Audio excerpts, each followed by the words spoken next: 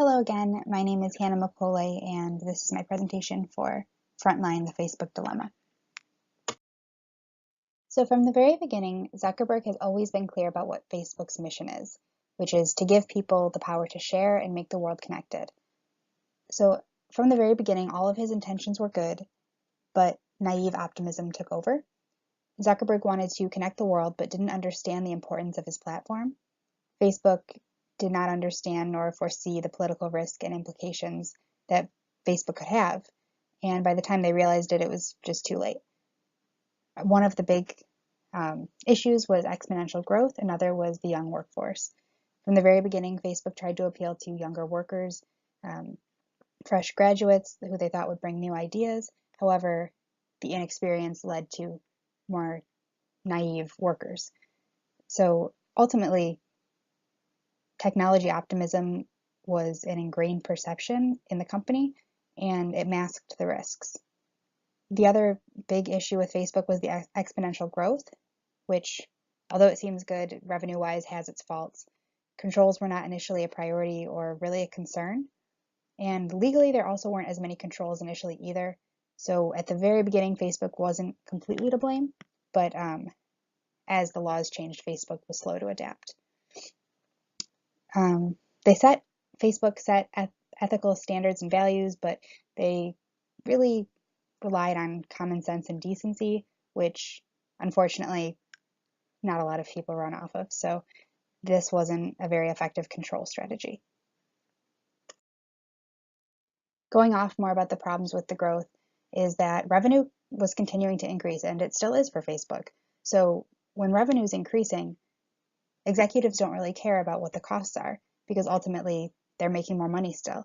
And that's the problem that they're seeing still with Facebook, is that even though they've had a lot of controversies in there's so many different controversies associated with Facebook, revenue is still increasing.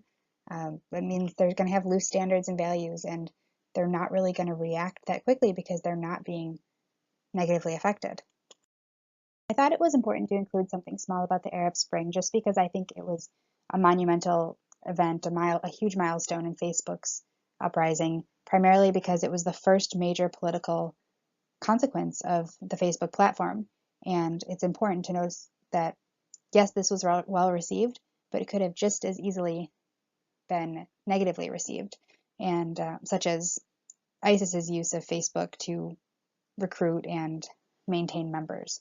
So Facebook got a little bit lucky with their first big political consequence, which was received positively.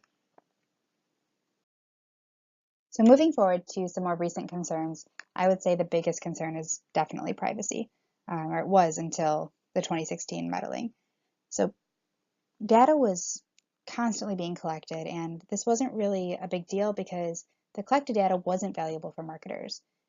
So when Facebook tried to unleash this new marketing strategy of making public deals with data brokers, they had to find new information and collect new information.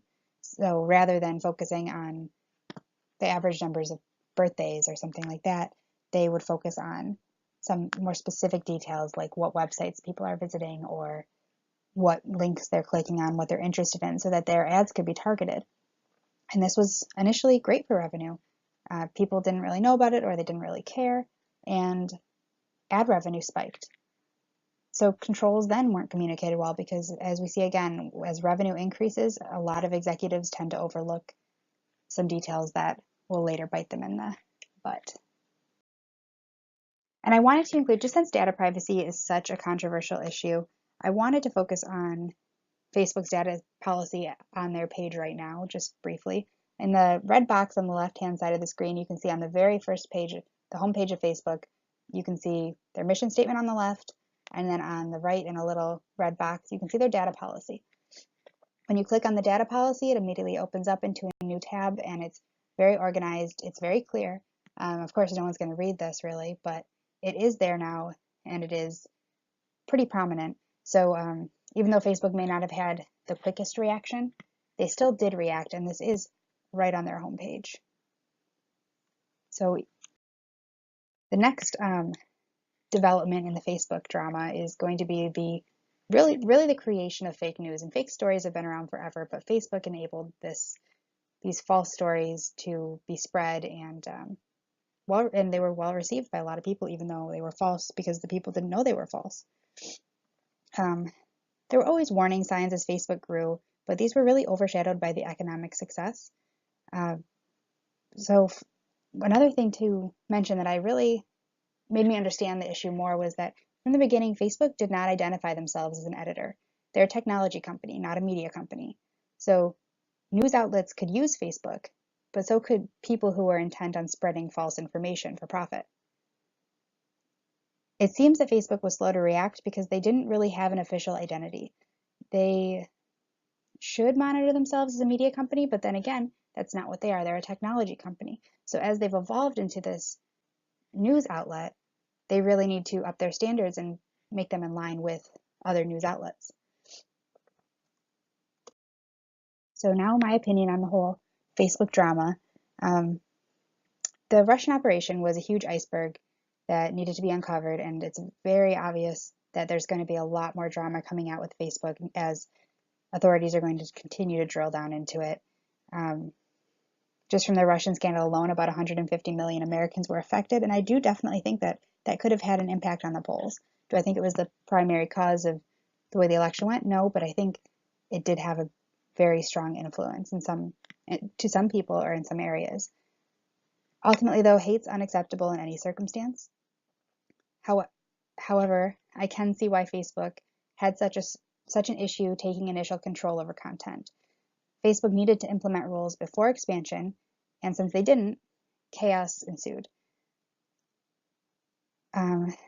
Facebook only really seemed concerned for the first time in the entire documentary after David Madden's presentation on how Facebook could be used to incite hate and instigate violence, but then they didn't really respond. Madden called the experience sobering.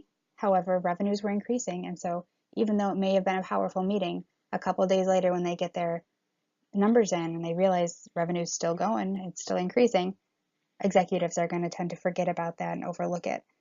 Another thing I think is a last point that's important to mention is Facebook was really the first company of its kind. Of course, there was MySpace and other social media platforms, but Facebook was the first, not just huge platform, but the first huge platform that incorporated so much news content. So it's really had a front runner issue. With companies like that, you have no idea what these risks are. Zuckerberg, I don't think he had bad intentions. I think that he really didn't foresee the political risk that Facebook would hold. And I think he felt protected by the fact that they were a technology company and weren't claiming to be a news company. I still don't really think they are a media company. They're not creating new content. Facebook does not create news stories. They just allow people to post and communicate. So I don't really know if Facebook is entirely responsible. Of course, they should definitely strengthen their controls and probably employ thousands of more people to ensure that any hateful comments or violent comments or posts should be immediately deleted, just because they should set their own moral standards and, as a company, and ensure that their users abide by those standards. Ultimately, the influence of Facebook was really impossible to foresee, so many of the consequences were as well. And especially with resources still being dedicated to growth rather than protection, I do think Facebook now is reacting, but I don't think it's out of the want to react. I think it's out of the need to react because they're finally being seen negatively in the public opinion. But anyway, thanks for listening to my presentation.